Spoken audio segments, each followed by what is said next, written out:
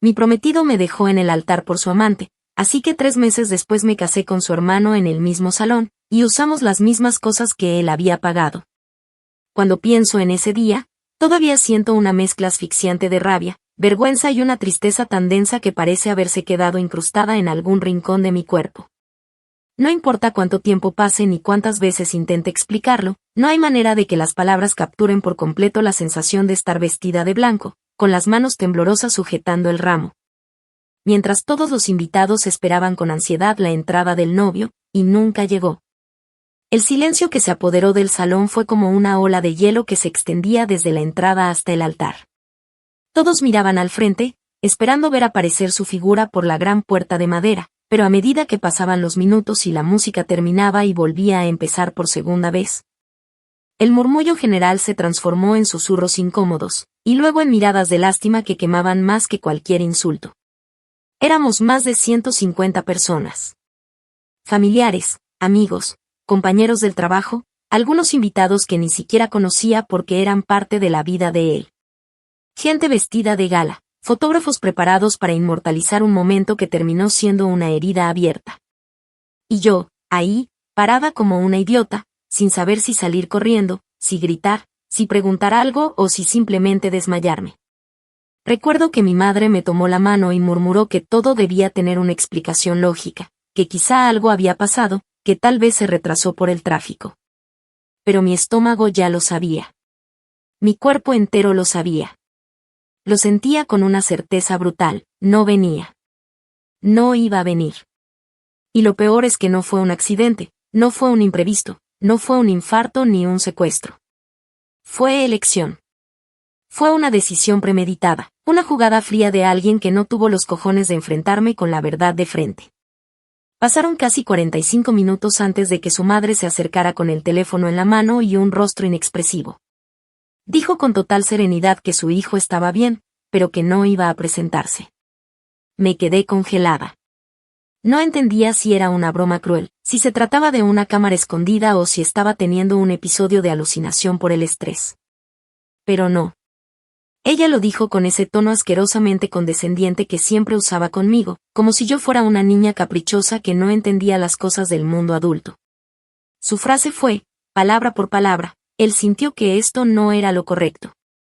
Espero que puedas comprenderlo con el tiempo. Nadie puede obligar a nadie a casarse.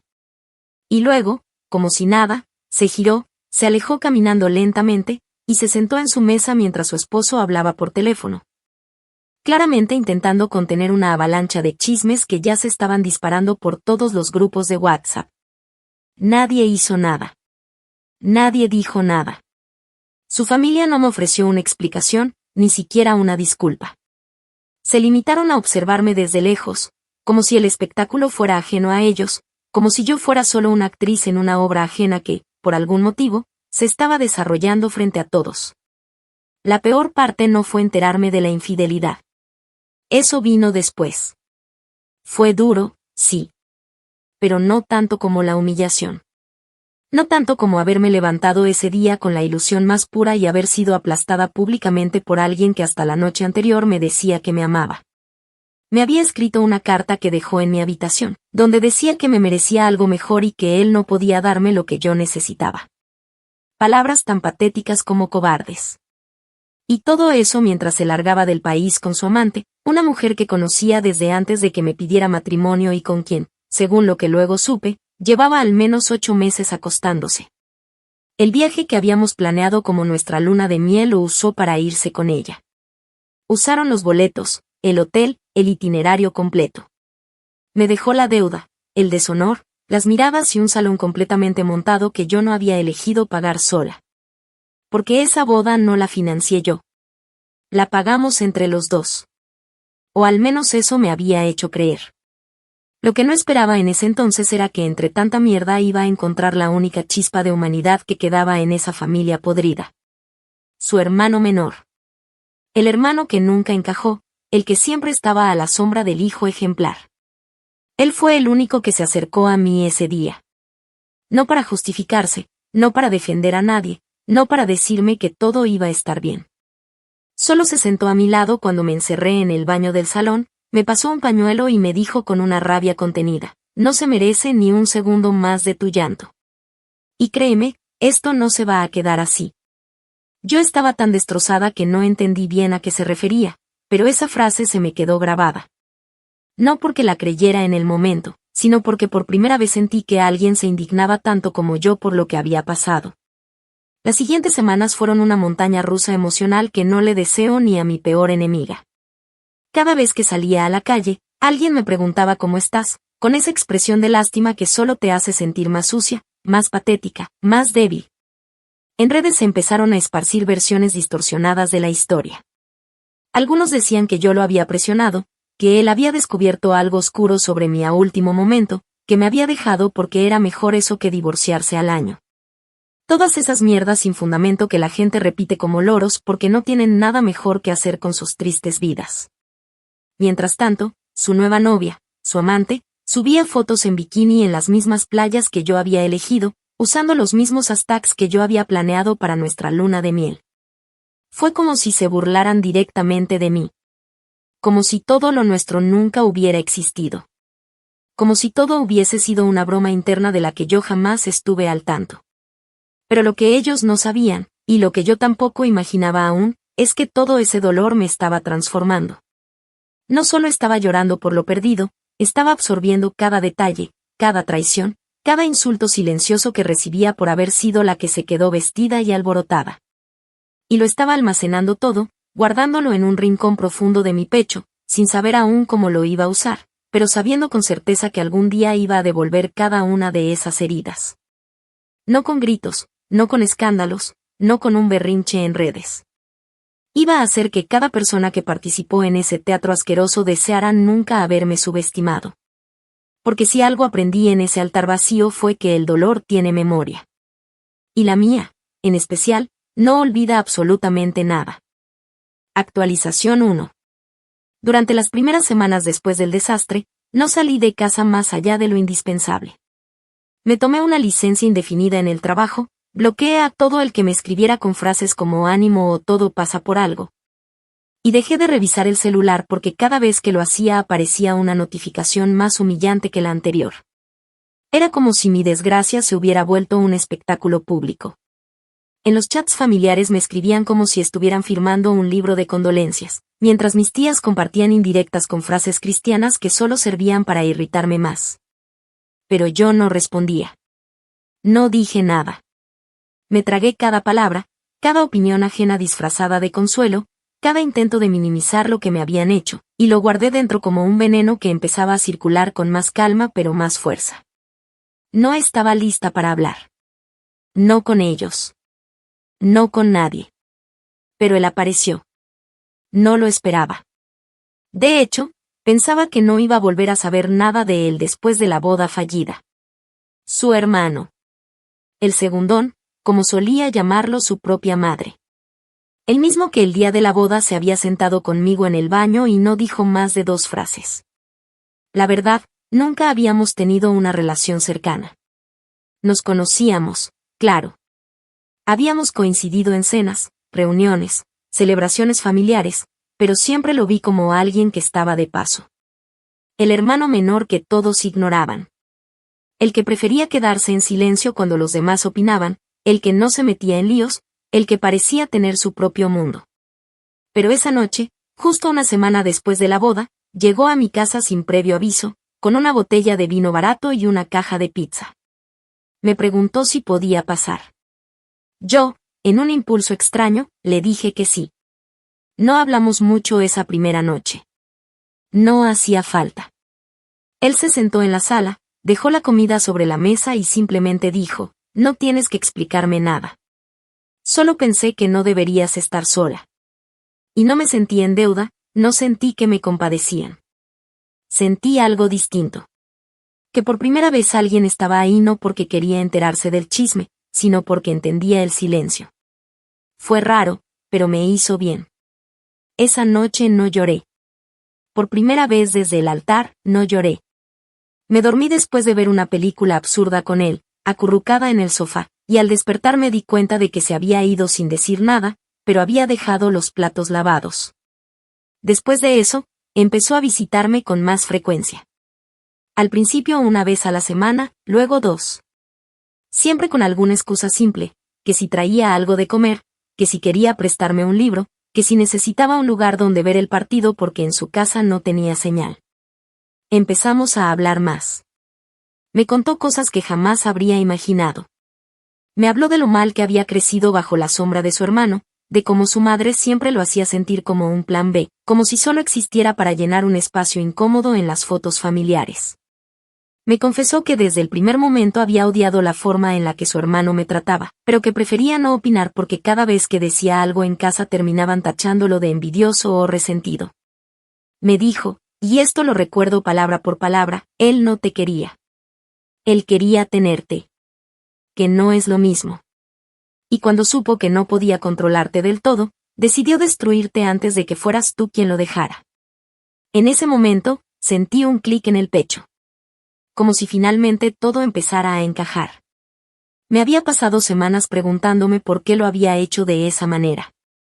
¿Por qué no decirme la verdad antes? ¿Por qué esperar hasta el último segundo? Pero cuando escuché eso, supe que era real. No se trataba de amor. Nunca se trató de amor. Se trataba de control. De poder. Él quería humillarme, dejarme sin dignidad, borrarme de su historia como si yo hubiera sido un error vergonzoso. Y me usó. Usó todo lo que construimos para satisfacer su ego podrido. Me dejó como si yo fuera la culpable, y encima lo hizo con la complicidad de su amante y su familia. Porque ninguno dijo nada. Todos lo sabían. Todos lo permitieron. Me invitaron a una boda que ya sabían que no se iba a realizar. Me vistieron de blanco solo para dejarme sola frente a todos. Fue premeditado. Frío. Sádico. Esa noche, después de unas copas de más, fue él quien dijo lo que yo no me atrevía a pensar en voz alta. Se quedó mirando el vestido que todavía estaba colgado en el perchero de la sala, porque no tenía fuerzas para guardarlo, y soltó, con una sonrisa cargada de furia, qué desperdicio, aunque quién sabe. Tal vez podrías usarlo igual. Sería un buen gesto.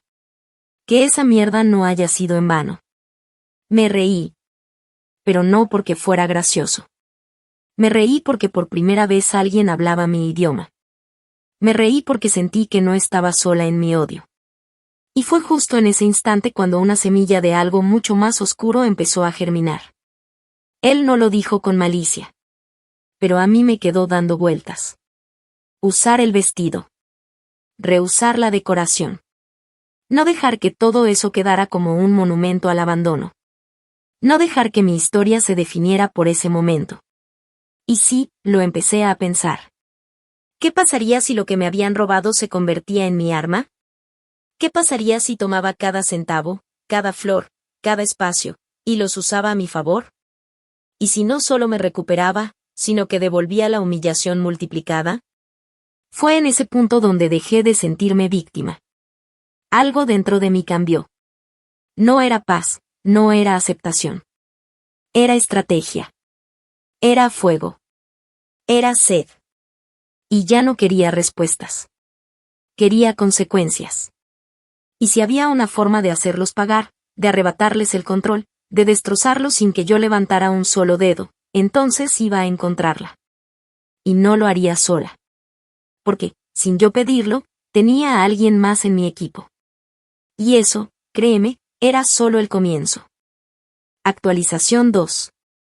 Nunca pensé que una idea tan absurda, casi salida de una comedia negra, pudiera transformarse en el eje de algo tan poderoso.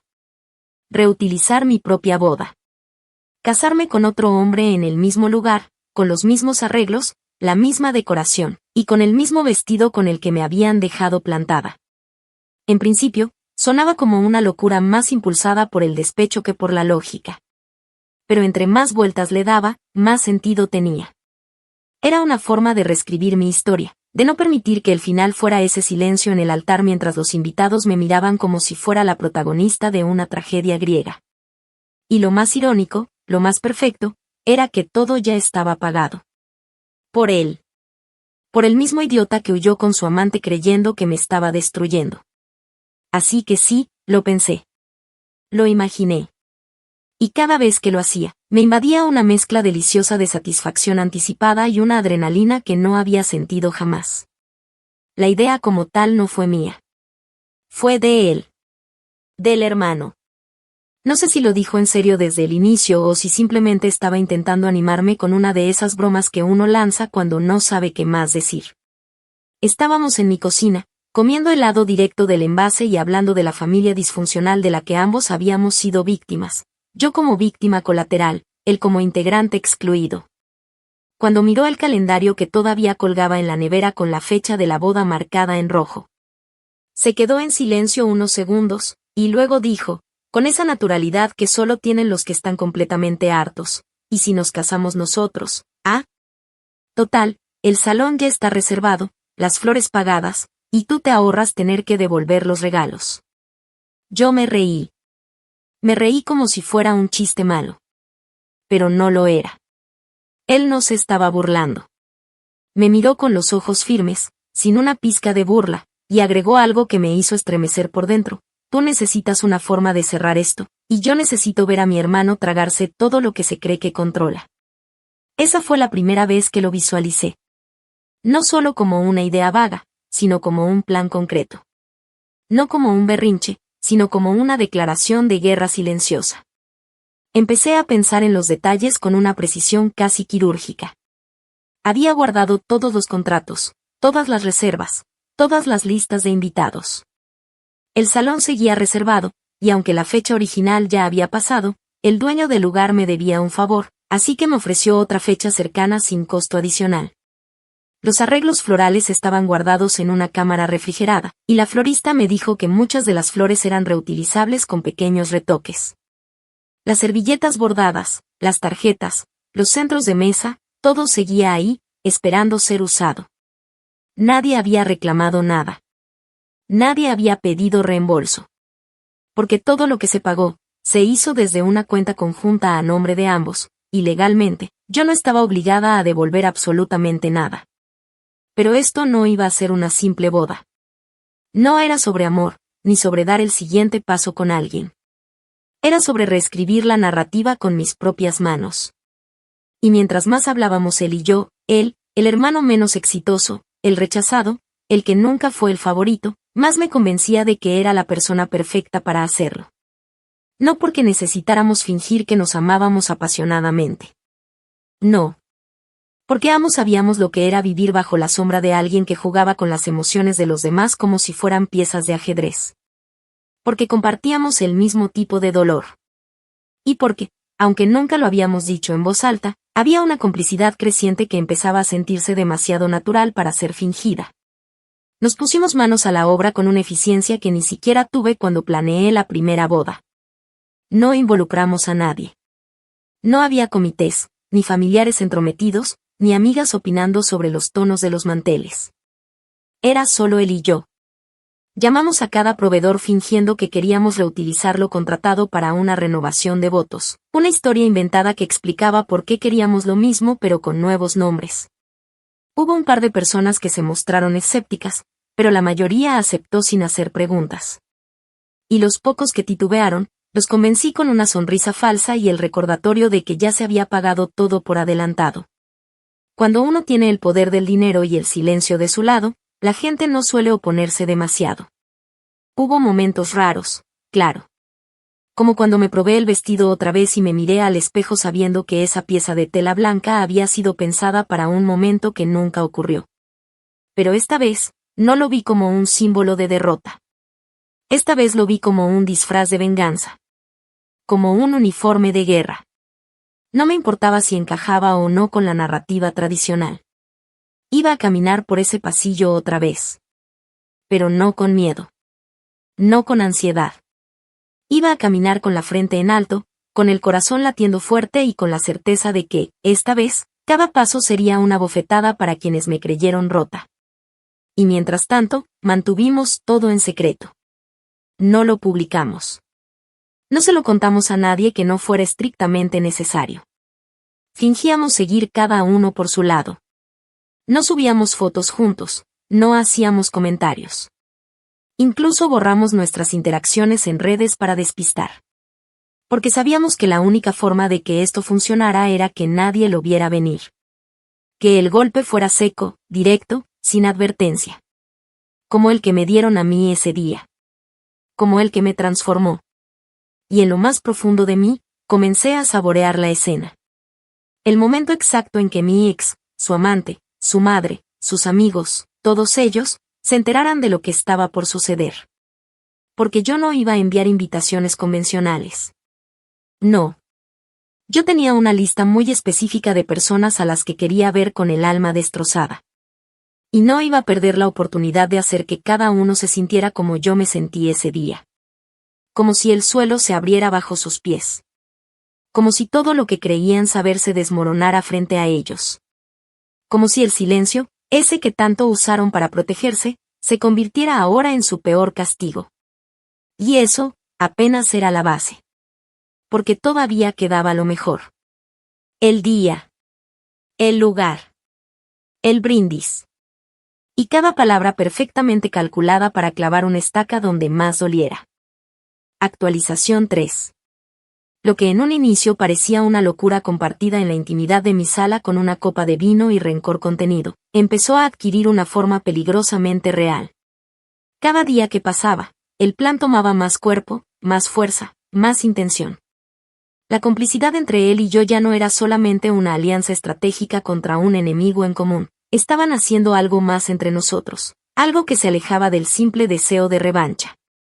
Pero eso, por ahora, era secundario. Lo importante era que cada pieza se estaba moviendo tal como lo había imaginado. El salón fue confirmado sin inconvenientes, nadie preguntó por qué los mismos nombres que habían cancelado una boda 3 meses antes ahora pedían reactivar la reserva. Y la florista incluso se ofreció a añadir nuevos detalles como cortesía para compensar el mal sabor de boca que me dejó el evento anterior. Irónico, considerando que ese mal sabor venía de ser abandonada frente a toda mi gente como si fuera una decoración más del salón.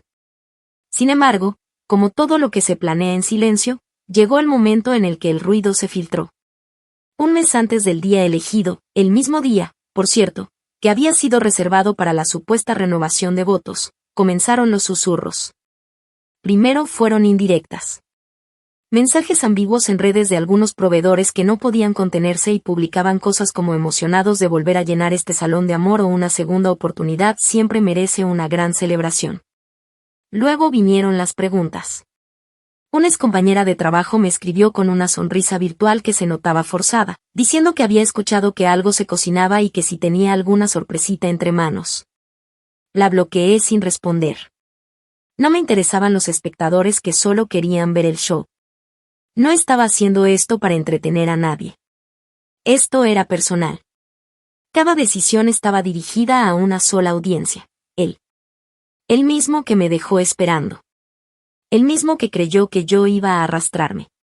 Pero claro, cuando una chispa aparece en un campo seco, el fuego se esparce rápido. Y el incendio no tardó.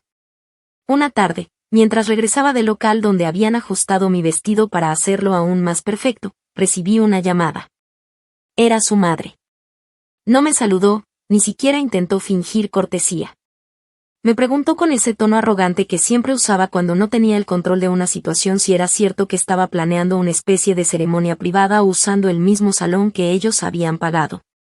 Sentí que se me helaba la sangre, pero no por miedo, sino por el delicioso vértigo de saber que, finalmente, estaban empezando a arder.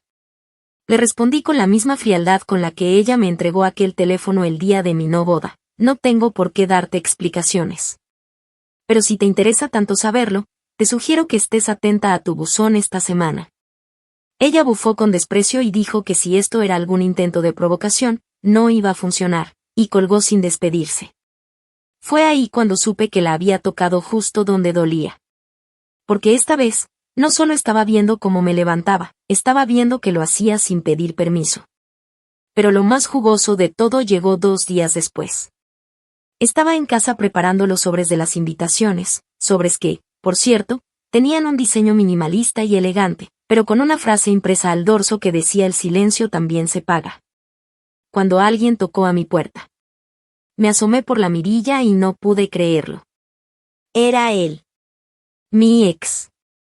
Parado ahí, con esa cara de niño confundido que solía poner cuando no le salían las cosas como esperaba. Estaba más delgado, con la barba mal arreglada y esa mirada que mezclaba culpa con arrogancia mal disimulada. Abrí la puerta sin decir nada, lo miré un segundo, y me recosté en el marco esperando que hablara. Él bajó la mirada, se metió las manos en los bolsillos y dijo que había escuchado rumores de una boda falsa y que quería asegurarse de que yo no estuviera haciendo una locura para vengarme. Sentí una carcajada crecer en mi pecho, pero no la solté. Me limité a mirarlo con calma y a preguntarle si acaso se sentía tan importante como para creer que todo lo que yo hacía tenía que ver con él. En ese momento, su amante, la misma que publicó nuestras fotos de luna de miel con la frase comenzando de nuevo con quien realmente me hace feliz, tocó el claxon desde el auto estacionado frente a mi casa. Él volteó a verla, incómodo, y luego me dijo, solo quería hablar. Sé que lo que hice estuvo mal, pero tampoco puedes hacer de esto una vendetta pública. No pude evitar sonreír. Le respondí que no tenía de qué preocuparse, que no planeaba hacer nada público, al contrario, todo iba a ser muy íntimo. Solo los cercanos. Solo los que realmente merecían presenciar el cierre de ese capítulo. Cerré la puerta sin despedirme. Lo vi desde la ventana quedarse parado unos segundos, sin saber qué hacer, y luego meterse al carro, donde ella lo recibió con cara de pocos amigos. Más tarde, supe por una fuente muy confiable, el DJ contratado para ambas bodas, quien estaba feliz de seguir en la lista, que él había tenido una fuerte discusión con su familia. Al parecer, su hermano menor, mi actual cómplice, ya había sido tachado de traidor por usar la tragedia familiar para su propio beneficio. Su madre llegó a decirle que lo iba a desheredar si seguía con esa locura, y que ninguna mujer valía la pena para poner en riesgo el legado familiar. Él le respondió, según el DJ, que estaba en una reunión donde se escaparon más de un par de copas, que su hermano podía meterse su legado por donde no le diera el sol. Y que si no lo había hecho antes era porque nunca le dieron razones para quedarse. La noticia de su enfrentamiento se esparció rápido. Los amigos de su hermano comenzaron a tomar distancia. Los allegados a su familia fingían no saber nada. El silencio se volvió denso. Incómodo. Perfecto. Y mientras todo eso sucedía, yo seguía afinando detalles. Cambiando los centros de mesa por unos más sobrios, ajustando la playlist con canciones que tuvieran significados ocultos, preparando mi brindis como quien afila una daga. Cada paso que daba no era solo un movimiento logístico, era una coreografía diseñada para destruir. Porque no me conformaba con que me vieran feliz. Quería que supieran que me reconstruí con sus ruinas. Que usé lo que intentaron usar en mi contra para elevarme. Y que la versión de mí que ahora regresaba, no era la misma que abandonaron en el altar. Esta nueva versión ya no pedía explicaciones.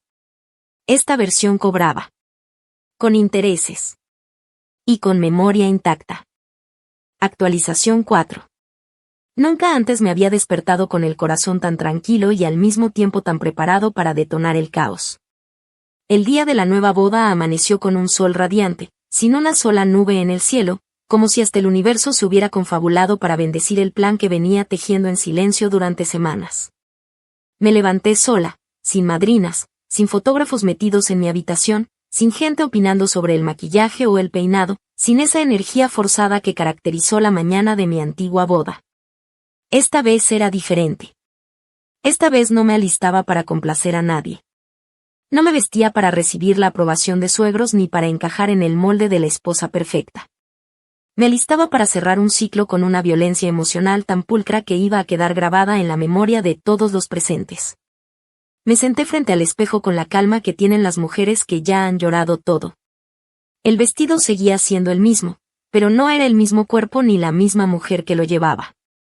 Ese día no lo usaba como una novia ilusionada, lo usaba como un uniforme de guerra. Las costuras que antes se sentían pesadas ahora caían sobre mi piel como una armadura. Cada encaje, cada perla bordada, cada capa de tul que una vez representó promesas rotas, ahora era símbolo de lo que yo había transformado, humillación en poder, abandono en estrategia, deshonra en arte. La ceremonia fue en el mismo salón. Exactamente igual.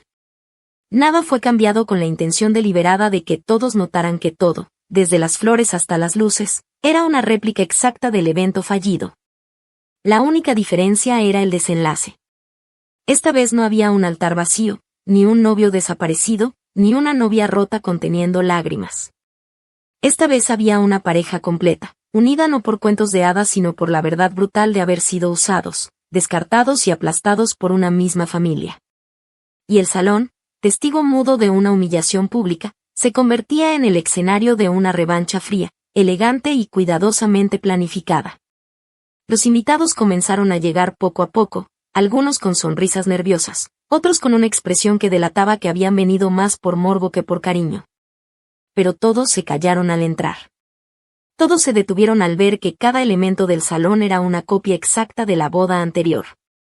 Nadie se atrevía a hacer preguntas. Las sillas eran las mismas, el tapete del pasillo central era el mismo, las paredes decoradas con guirnaldas personalizadas, con mis iniciales, eran las mismas. Incluso la canción de entrada, que yo misma había escogido para la otra ocasión, comenzó a sonar de fondo cuando me paré frente a las puertas del salón. Sosteniendo el mismo ramo de rosas blancas que se había marchitado hace meses y que ahora había sido recreado flor por flor. Avancé lentamente, y cada paso retumbó como un eco calculado. Miré de reojo a los rostros más esperados, mi exnovio, en una esquina, fingiendo desinterés pero con las manos crispadas sobre los muslos, la mandíbula apretada, sudando a pesar del aire acondicionado. Su amante, sentada a su lado con una expresión de absoluta incomodidad, tan fuera de lugar como la presencia de una cucaracha en una vitrina de diamantes. Su madre, en una mesa central que coloqué a propósito para que no tuviera como ignorar lo que estaba por presenciar. Estaba vestida de un azul chillón que no combinaba con nada y que resaltaba su incomodidad, como si estuviera atrapada en una escena que ya no podía manipular. La miré directamente a los ojos cuando pasé frente a su mesa. No bajé la vista ni por un segundo. Cuando llegué al altar, él ya me esperaba. El hermano. Con un traje perfectamente ajustado, que también había sido mandado a hacer para la primera boda pero que su hermano nunca usó, con el cabello peinado con esmero y con una expresión serena, segura. Tan limpia que contrastaba de forma violenta con el rostro descompuesto de su hermano mayor. Me extendió la mano sin decir nada, y cuando la tomé, sentí una corriente eléctrica recorrerme el cuerpo. No era amor de cuento, pero sí era complicidad auténtica. Lo que compartíamos no se podía comprar ni fingir. Era la consecuencia de una guerra en común. Y lo sabíamos los dos. El juez comenzó la ceremonia con un tono solemne. Lo contraté específicamente porque tenía una voz firme y neutral. No quería teatralidad. Quería precisión. Y todo ocurrió con una exactitud quirúrgica. No hubo discursos espontáneos. No hubo interrupciones. Nadie se atrevió. Nadie se levantó a cuestionar nada. Era como si todos supieran que estaban presenciando algo que no debía ser interrumpido. Una coreografía perfecta de venganza ejecutada con clase. Después de los votos, vino el brindis. El momento más esperado. Me paré frente al micrófono, tomé la copa, y con la misma sonrisa con la que él me había escrito una carta de ruptura, dije, quiero agradecer a todos los que están aquí hoy. Algunos vinieron con alegría, otros con curiosidad, y unos pocos porque no tenían más remedio. Pero todos son importantes. Esta boda, esta decoración, esta comida, este salón, todo esto, hace 3 meses, fue parte de una historia que terminó en silencio. Hoy, ese silencio se rompe. Y se transforma. No para borrar lo que pasó, sino para asegurarnos de que no vuelva a repetirse.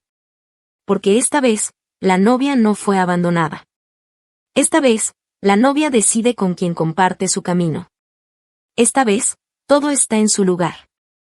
Levanté la copa, miré directamente a mi ex, y rematé con una frase que fue más cortante que cualquier grito. Gracias por no haber llegado aquella vez. Si lo hubieras hecho, me habría perdido la oportunidad de vivir esto con el único hombre de tu familia que realmente vale la pena. Nadie aplaudió. Nadie gritó. Pero hubo una tensión tan densa que casi podía cortarse con un cuchillo. Lo vi apretar los labios, cerrar los puños. Su amante se levantó de la mesa y salió del salón sin decir palabra. Su madre lo miró con una mezcla de decepción y rabia, como si no pudiera creer que había perdido el control de todo el teatro que ella misma ayudó a montar. Y yo solo respiré. Porque después de tanto tiempo, ese aire que me faltaba desde la primera humillación, por fin volvió a mis pulmones. El resto de la noche fue impecable. Bailamos. Comimos. Reímos. Y sí, hubo gente que se fue temprano, con los rostros desencajados y los murmullos flotando en el ambiente. Pero no me importó. Porque no era para ellos. Era para mí. Y para él. Para el hombre que me dio su espalda cuando todos los demás me dieron la espalda. Y para mí, la mujer que todos creyeron destruida, pero que eligió reconstruirse con los mismos ladrillos que le lanzaron. Y todavía faltaba el golpe final. Porque la venganza, cuando es bien servida, no termina en una fiesta.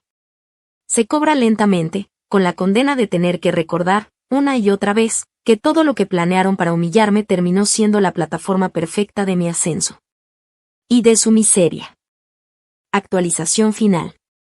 Han pasado 6 meses desde aquel día, y lo que empezó como una venganza meticulosamente planificada ha evolucionado en algo mucho más complejo, más profundo, más definitivo.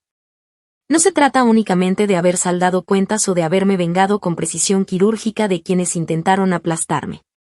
Se trata del eco de todo eso. De las consecuencias que se instalaron de forma silenciosa y permanente en la vida de cada uno de los involucrados. Porque una buena venganza no se mide por el impacto inmediato, sino por el modo en que se vuelve inolvidable. Y eso fue exactamente lo que ocurrió.